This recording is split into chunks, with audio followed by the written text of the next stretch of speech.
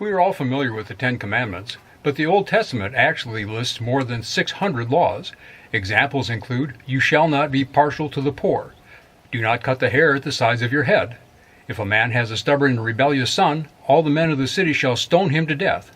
Oh dear! Fortunately, the New Testament gives us a summary of what it means to follow the law in one tidy little verse.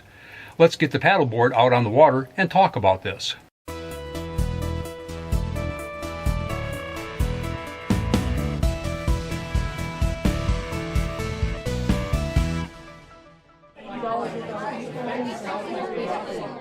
Hi, Rich Ries here for Rich Ries Bible Study. Lots of folks say it's a good thing to obey the Ten Commandments.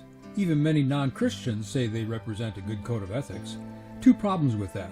First, the Ten Commandments aren't the totality of Old Testament law. In fact, there are more than 600 laws. Jewish tradition holds that there are 613 mitzvot, or commandments. Second, they all count. Here's what Jesus says on the matter. "For truly I say to you, until heaven and earth pass away, not an iota, not a dot will pass from the law until all is accomplished." Matthew 5:18 ESV. And we read in James, "For whoever keeps the whole law but fails in one point has become accountable for all of it." James 2:10 ESV. And lest you think I made up or exaggerated the laws I mentioned in the intro, let's look at those verses. First, the one about giving special treatment to the poor. "You shall do no injustice in court. You shall not be partial to the poor or defer to the great, but in righteousness shall you judge your neighbor." Leviticus 19:15 ESV. Then the law on trimming your hair. "Do not cut the hair at the sides of your head or clip off the edges of your beard." Leviticus 19:27 NIV.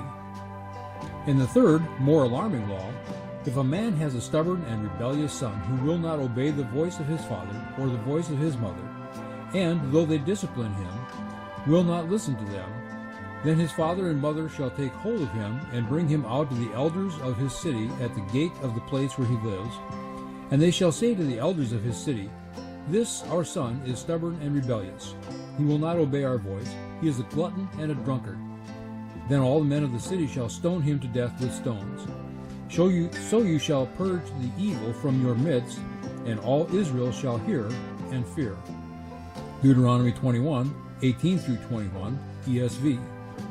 I could go on. After all, I have 600 other edicts from which to choose, but you get the idea. So let's move along. And we need to be careful here. We're going to look at the law as Christians, and as Christians we know our salvation does not depend on our obedience to the law. As Paul points out, if following the law led to salvation, Jesus' suffering, death, and resurrection were meaningless. "I do not set aside the grace of God, for if righteousness could be gained through the law, Christ died for nothing." Galatians 2:21 NIV. Besides that, we have no hope of complying perfectly with the law, as Paul reminds us in Romans 3:10, where he quotes from Psalms 14, "As it is written, none is righteous, no, not one." ESV version. So why do we, as Christians, care about the law? It does not lead to salvation, and we have no hope of total compliance. What's the point? There are several. For example, Paul tells us in Romans 7:7, "I would not have known what sin was had it not been for the law." NIV. So the law defines sin. But the point we'll examine today is that there are elements of the law that we can use for guidance in our lives, rules to live by, as it were. Not every Old Testament law qualifies. We're not expected to bring a female goat or lamb to the priest as a sin offering, as explained in Leviticus chapters 4 and 5. And we're certainly not expected to stone anyone's rebellious son to death. But there are laws whose observance will make our Christian lives more Christ-like. For example, we should be considerate of the poor. Several verses give rules and practices related to this, but the general idea is found in this verse from Deuteronomy. "For the poor shall never cease out of the land. Therefore I command thee, saying, Thou shalt open thine hand wide unto thy brother, to thy poor, and to thy needy in thy land." Deuteronomy 15:11, King James. We should follow through on our promises. "Whatever your lips utter, you must surely do." Deuteronomy 23:23a, NIV. And here's a 2-for-1 package of laws in Exodus 22. "You are not to blaspheme God or curse a ruler of your people. Exodus 22:28 ISV. And of course, all the 10 Commandments are helpful for guiding our Christian lives. So how do we know which laws we use in our walk of faith? It's not always clear. While Christians are expected to give tithes and offerings, we're not bound by the laws of sacrificial system found in the Old Testament. We're certainly not expected to follow through on the prescribed punishment for the many Old Testament infractions that were capital offenses. Then there are dietary laws and property laws and laws about family succession. But after winnowing the 613 laws and removing those that are clearly not applicable to us, there are still a lot of thou shalts and thou shalt nots to contend with. More than 100 certainly, probably several hundred. How can we be sure we're following these to the best of our ability? Do I have to go through my Bible and highlight them all, committing them to memory? Wouldn't it be nice if there were a shortcut, some sort of abridged version of these laws? As it happens, there is. We find it in the 13th chapter of Romans. Let no debt remain outstanding, except the continuing debt to love one another. For whoever loves others has fulfilled the law. The commandments, you shall not commit adultery, you shall not murder, you shall not steal, you shall not covet, and whatever other command there may be, are summed up in this one command. Love your neighbor as yourself. Love does no harm to a neighbor, therefore love is the fulfillment of the law. Romans 13, 8-10 NIV. That's pretty succinct, but we can boil it down even further by quoting just the final phrase. Love is the fulfillment of the law. So as I go about my day, I need to ask myself before I do anything, how does this express Christian love?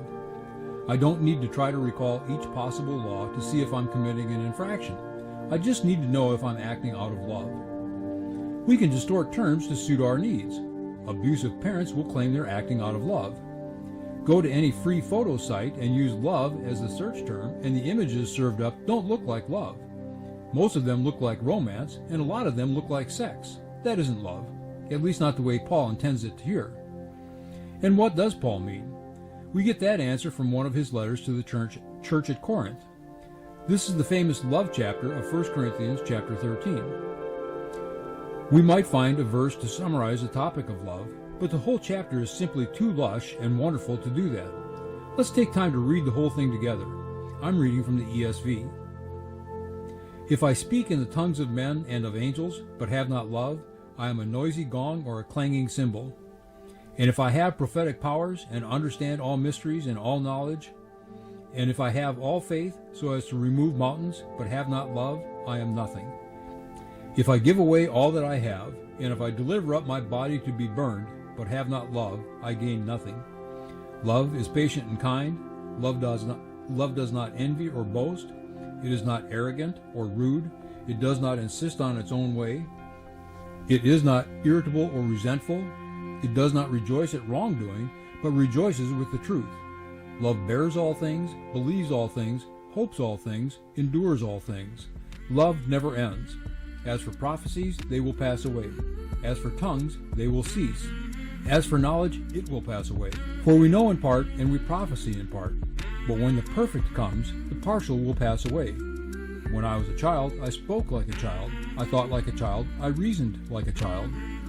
When I became a man, I gave up childish ways. For now we see in a mirror dimly, but then face to face. Now I know in part. Then I shall know fully, even as I have been fully known. So now faith, hope, and love abide, these three. But the greatest of these is love. We need to be mindful that some Old Testament laws dealt exclusively with how Israelites were to treat one another. For example, they were not to charge each other interest on loans, Deuteronomy 23:16. But when we look at love as the fulfillment of the law, we need to look at a broader audience. We are to love other Christians, we are to love non-Christians, and don't forget, we are to love the Lord.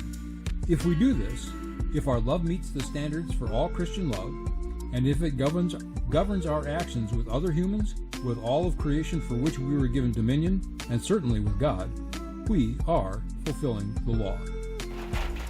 Well, that was fun. It was a beautiful day on the water, although the thunderstorm is moving in now. I hope you enjoyed this message. Put your comments and questions in the comments section below. Subscribe to the channel and click the bell icon so you're notified when I post new videos.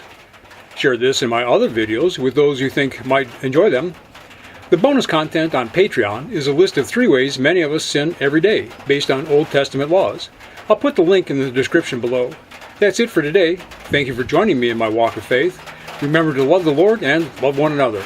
I'm Rich Ries, and I'll talk again with you soon.